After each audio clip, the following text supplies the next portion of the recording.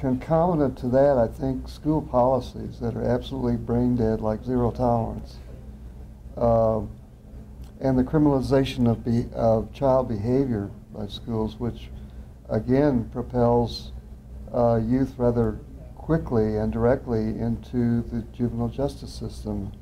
And you know, we talk about a school to prison pipeline, which is really not, I mean, that's an oversimplistic rendering of it, as Hill Walker points out.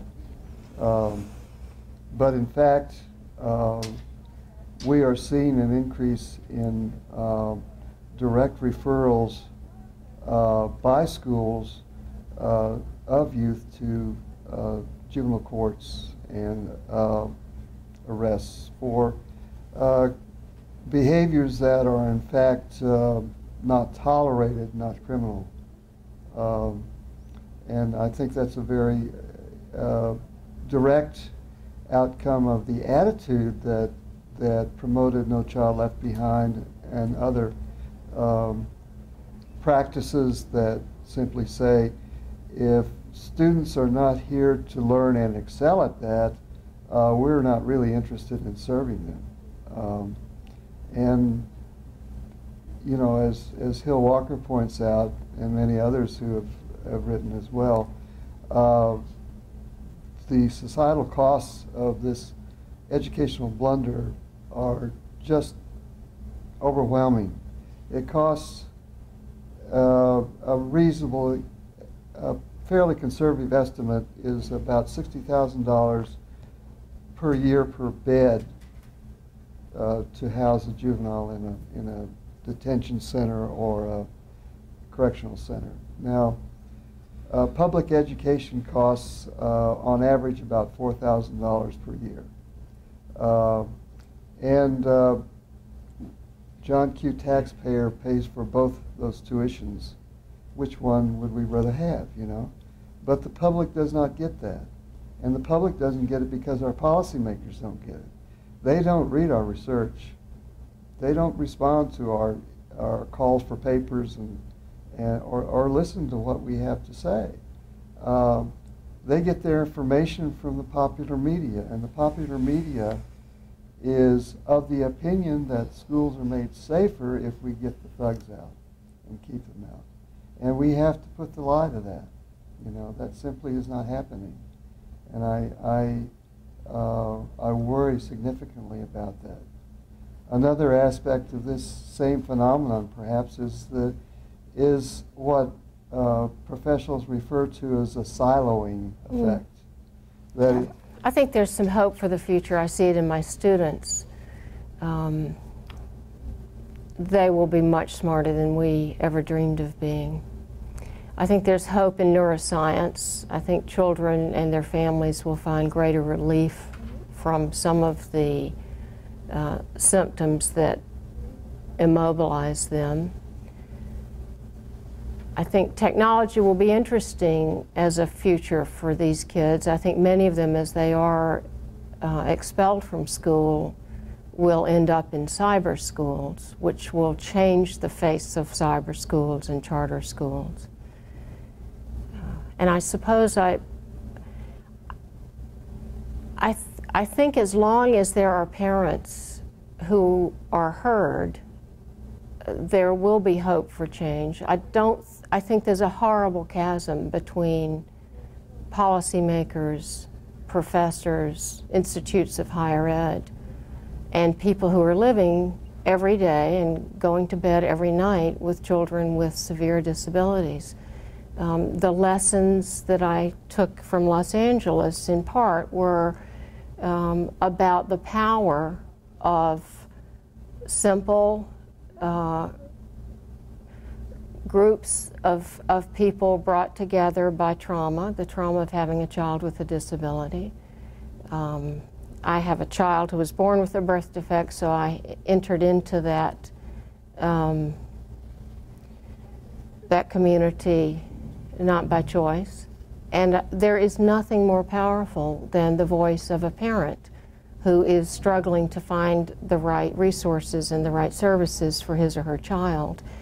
On my darkest day, I find great hope in the faces and the voices of mothers who simply gathered together for a cup of coffee and said, like mothers who filed suit, this is not going to happen to me and I will stop it.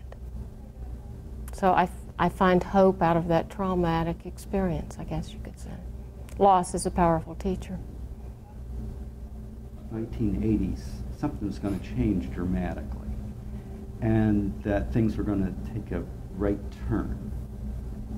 And we'd have things like the Reagan administration, the George W. Bush administrations, and MSLBD. They didn't anticipate those things.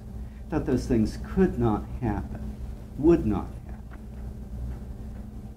But anyway, a negative thing that I think we have right now in our society is deeply embedded in our culture, I think, is an anti-prevention mindset. And I've tried to think about this, and I published an article in 1999 in Exceptional Children, and I've written a chapter about this, and I've talked about it and have written more things about it. But here's the deal. Prevention is a very hard sell. Prevention of anything. Getting ready for something. You can't prevent what you will not need. You cannot prevent what you will not anticipate and prepare for. And so people think when it comes to academic failure and misbehavior that by anticipating it, you are causing it. They also don't recognize that if you want to do prevention, you have to involve more people. You have to serve more kids. So if you say, right now, if you say, oh, we're serving too many kids, it's too easy for kids to get served by special ed. Well, you sort of nailed the coffin on prevention, didn't you? I mean, you can't have it that way. You have to serve more cases. Maybe it's sort of special ed. Maybe it's a modification, but you have to involve more kids, not fewer. And it's just a mathematical thing. You just look at the curve of a distribution and you understand that. You also have to take the risk, prefer the risk of the false positive to the false negative. You can't have it any other way. You can't say, well, we certainly wouldn't want to identify a kid who shouldn't be identified. And yet what we hear in our professional conferences, read in our journals, is how terrible it is to identify a kid who doesn't need help. Now, mind you, I don't think we have research that says we have a lot of kids that were misidentified. In fact, the data that Hill Walker showed this morning would lead me to believe there are a lot of kids who are false negatives. That is, they're kids who should be identified and helped, and they're not getting it. All the data are on that side. As far as I know, no data show we get a lot of kids swept up in this special ed obsession who really don't need the help. They don't need the service. So, I get a little frustrated by that. I think it's a negative thing, and we need to help people turn that around to see, if we want to do prevention, you got to take some risks on the false positive side. And it's better than the false negative side. And we're going to have more money and serve more kids. No other way to do it.